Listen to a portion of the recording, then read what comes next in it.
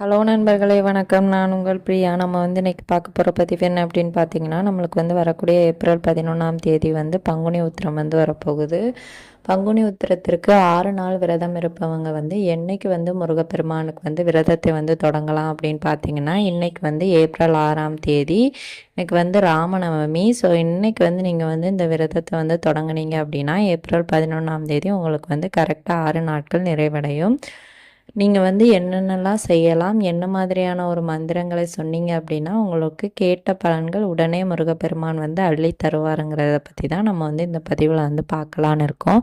அதுக்கு முன்னாடி நீங்கள் இந்த பதிவை பார்க்கக்கூடிய முருக பக்தர்களாக இருந்தீங்க அப்படின்னா ஓம் சரவணபவா போட்டிங்கிறத நம்மளோட கமெண்ட் பாக்ஸில் கமெண்டாக போஸ்ட் பண்ணுங்கள். நம்மளோட சேனலை இது வரைக்கும் சப்ஸ்கிரைப் பண்ணாமல் பார்த்துட்டு இருந்தீங்க அப்படின்னா மறக்காமல் சப்ஸ்கிரைப் பண்ணி வச்சுக்கோங்க. இது போல் முருகர் சம்மந்தமான பயனுள்ள தகவல்களை தொடர்ந்து நீங்கள் பார்த்து தெரிந்து கொள்ள முடியும். இப்போ வாங்க நம்ம பதிவுக்குள்ளே போகலாம். இன்னைக்கு ஏப்ரல் 6ஆம் தேதி. நம்ம ஆறுமுக கடவுளுக்கு உகந்த எண் 6. உங்கள் எல்லாருக்குமே தெரியும்.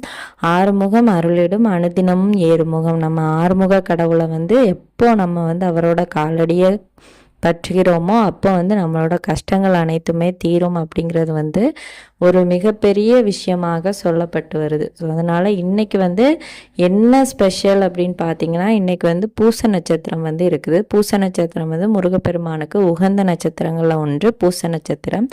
தேதியும் 6. ஆறுமுக கடவுளுக்கு உகந்த எண் 6. ஸோ அதனால் இன்றைக்கி நீங்கள் கரெக்டாக 6 நாட்கள் ஆறுமுக கடவுளுக்கான விரதத்தை தொடங்குவதற்கு உங்களுக்கு சரியான நாளாக இருக்கும். இன்றைக்கி காலையிலே ஒரு சில பேர்லாம் விரதம் இருக்க தொடங்கியிருப்பீங்க. இல்லாதவங்க நீங்கள் மாலைக்கு 6 மணிக்கு மேலே கூட நீங்கள் தொடங்கிக்கலாம். ஒன்றும் பிரச்சனை கிடையாது. ஸோ என்ன மாதிரியான தீபங்கள் ஏற்றணும் அப்படின்னு பார்த்தீங்கன்னா, நீங்கள் முருகப்பெருமானுக்கு வெற்றிலை தீபம் போடுறது சிறப்பு. இந்த 6 நாட்களும் வெற்றிலை தீபம் ஏற்றது சிறப்பு. ஒரு வெற்றிலை கிடைத்தாலும் கூட போதும். ஒரு வெற்றிலை தீபம் நெய் தீபமாக போடுங்க, ரொம்பவும் சிறப்பு. என்ன வேண்டுதல் வச்சாலும் உங்களுக்கு உடனே முருகப்பெருமான் நிறைவேற்றி தருவார். அப்படி வெற்றிலை நிறைய பேருக்கு கிடைக்க மாட்டேங்குது. ஸோ அப்படி கிடைக்காத பட்சத்தில் நீங்கள் என்ன செய்யலாம் அப்படின்னு பார்த்தீங்கன்னா, நீங்கள் முக்கியமான ஒரு விஷயம், வெற்றிலை தீபம் ஏற்றினாலும் சரி, நீங்கள் சாதாரணமான நெய் தீபம் ஏற்றினாலும் சரி, சர்க்கோண கோலம் போட்டு முருகப்பெருமானுக்கு தீபங்கள் ஏற்றுங்க. அதில் 6 அகல் விளக்கையும் வைத்து அதில் தீபம் ஏற்றுங்க. நெய் ஊற்றி, சுத்தமான நெய் ஊற்றி தீபம் ஏற்றுங்க. அந்த நெய்க்கு அவ்வளோ ஒரு சக்தி இருக்குது. அதுலேயும் சிவப்பு நிற துணி அந்த திரி வைத்து நீங்கள் தீபம் ஏற்றணும். சிவப்பு நிற திரி கிடைக்கல அப்படின்னா கொஞ்ச நேரம் வெள்ளை நிற திரியை எடுத்து குங்குமத்தை நீரில் கரைச்சி அதில் ஊற வச்சு எடுத்து காய வச்சிங்கன்னா சிவப்பு நிற திரி உங்களுக்கு தயாராகிடும். ஸோ அதை வச்சு நீங்கள் தீபங்கள் ஏற்றிக்கலாம்.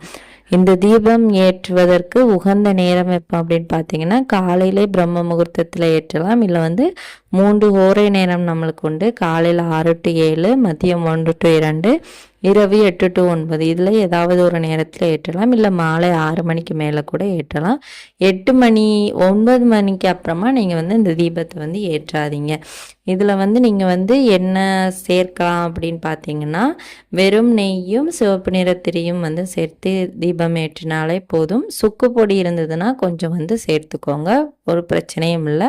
நம்மளுக்கு அந்த பிரச்சனைகள் தீர்க்கிறதுக்கான சக்திகள் அந்த சுக்கு பொடியோட அந்த வாசனை நம்மளுக்கு தருமா. அதே மாதிரி நீங்கள் செய்ய வேண்டிய விஷயங்கள் என்ன அப்படின்னு பார்த்தீங்கன்னா, முருகப்பெருமானுக்கு என்ன மாதிரியான நைவேத்தியங்கள் செய்து வைக்க முடியுதோ அதை செஞ்சு வச்சுருங்க. அப்புறம் சிவப்பு நிற பூக்கள் கிடைத்த செவ்வரளி, சிவப்பு ரோஜா, செம்பருத்தி, இந்த மாதிரி சிவப்பு நிறத்திலான பூக்கள் கிடைத்தது அப்படின்னா ரொம்ப விசேஷம். அந்த பூக்கள் கிடைத்தது அப்படின்னா முருகப்பெருமானோட படத்திற்கு அலங்காரம் பண்ணிட்டு வழிபாடு செய்யுங்க. நீங்கள் என்ன மாதிரியான மந்திரங்கள் சொல்லணுங்கிறத நான் இப்போ உங்களுக்கு சொல்கிறேன். அதுக்கு முன்னாடி நீங்கள் ஒரு முக்கியமான வேலை செய்ய வேண்டியது இருக்குது. உங்கள் வீட்டில் சந்தன கட்டையோ இல்லை சுத்தமான சந்தன பொடியோ இருக்குது, இல்லை அது எதுவுமே எங்கள் வீட்டில் இல்லை அப்படின்னா நம்ம கடையில் சந்தன வில்லை அந்த டேப்லெட் மாதிரி இருக்கிறது கிடைக்கும். ஸோ அதை நீரில் குழச்சி எடுத்துகிட்டு உங்கள் 2 கைகளையும் பூசிக்கோங்க. கொஞ்சமாக பூசிக்கோங்க. பூசி முடிச்சதுக்கப்புறமா நம்ம சொல்லக்கூடிய இந்த மந்திரத்தை வந்து நீங்கள் வந்து 6 முறை சொல்லலாம், இல்லை ஒரு முறையேனும் சொல்லுங்கள். கண்டிப்பாக கந்தசஷ்டி கவசம் 36 முறை சொன்னதற்கான பலன்களை வந்து உங்களுக்கு வந்து இது தரும். நீங்கள் வந்து இந்த மந்திரத்தை வந்து 6 நாட்களும் தொடர்ந்து சொல்லும்போது உங்களுக்கான வேண்டுதல்கள் வந்து இந்த 6 நாட்கள் நிறைவடையும் போதே உங்களோட வேண்டுதல்களும் சேர்த்து உங்களுக்கு வந்து நிறைவேறுவதை உங்கள் கண்களால் பார்க்க முடியும். அது என்ன மந்திரங்கிறத நான் வந்து இப்போ உங்களுக்கு சொல்கிறேன். இப்போ நான் வந்து உங்களுக்கு வந்து சொல்கிறேன், நீங்கள் வந்து பாருங்கள். சரவண பவ ரவண பவச வனப வசர நவப சரவ பவச ரவண வசர வனப. இதை வந்து நீங்கள் வந்து ஒவ்வொரு வரியையும் வந்து 6 முறை சொல்லுங்கள். கந்தசஷ்டி கவசம் வந்து 36 முறை சொல்வதற்கான பலன்களை வந்து இது வந்து உங்களுக்கு வந்து தரும். இதை வந்து நீங்கள் வந்து இந்த 6 நாட்களுமே தொடர்ந்து வந்து செய்யணும். இப்போ இன்றைக்கி 6 மணிக்கு மேலே நீங்கள் வந்து தொடங்கி பூஜைகள் பண்ணிவிட்டு இந்த மந்திரத்தை வந்து சொல்கிறீங்க. நாளைக்கு உங்களுக்கு வந்து 6 மணிக்கு சொல்ல டைமில், ஆனால் காலையில் சொல்கிறதுக்கு டைம் இருக்குது அப்படின்னா நீங்கள் வந்து காலையில் அதே போல் தீபங்கள் ஏற்றி சர்க்கரை கோலம் போட்டு தீபம் ஏற்றி அந்த சந்தனம் தடவிட்டு அதுக்கப்புறமா நீங்கள் வந்து இதை வந்து சொல்லுங்கள். அப்படி உங்களுக்கு வந்து நீங்கள் வந்து டைம் எப்போல்லாம் கிடைக்குதோ அந்தந்த நேரங்களில் வந்து நீங்கள் வந்து இதை வந்து சொல்லிக்கலாம். பூஜைகளும் அதே மாதிரி தான். உங்களுக்கு காலையிலேருந்து இரவுக்குள்ளே எப்போல்லாம் பூஜை வைக்க நேரம் கிடைக்குதோ அப்போல்லாம் வந்து வைக்கலாம். ஒரு சில பேர் வந்து காலையிலையும் கும்பிடுவாங்க, மாலையிலையும் கும்பிடுவாங்க. அப்படி கூட கும்பிடலாம், எந்த பிரச்சனையும் கிடையாது. உங்களுக்கு எப்போல்லாம் முருகப்பெருமான வழிபாடு செய்யணும்னு தோணுதோ அப்போல்லாம் செய்யலாம். நீங்கள் வந்து வெளியூருக்கு போகிறதா இருந்தால் மட்டும் இந்த ஒரு தீப வழிபாட்டை நீங்கள் வந்து செய்ய முடியாது. அதை வந்து தொடராதீங்க. செய்யணும்னு தொடங்கிட்டு அப்புறம் பாதியில் விட்டுட்டு போகக்கூடாது. செய்யணும்னு தொடங்குனீங்க அப்படின்னா 6 நாட்களும் கண்டிப்பாக இதை வந்து நிறைவு செய்ய வேண்டும். அப்போ உங்கள் வேண்டுதல்களும் கட்டாயமாக நிறைவேறும். இந்த பதிவு வந்து ஒவ்வொரு முருக பக்தர்களுக்கும் உபயோகமாக இருக்கும்னு நினைக்கிறேன்.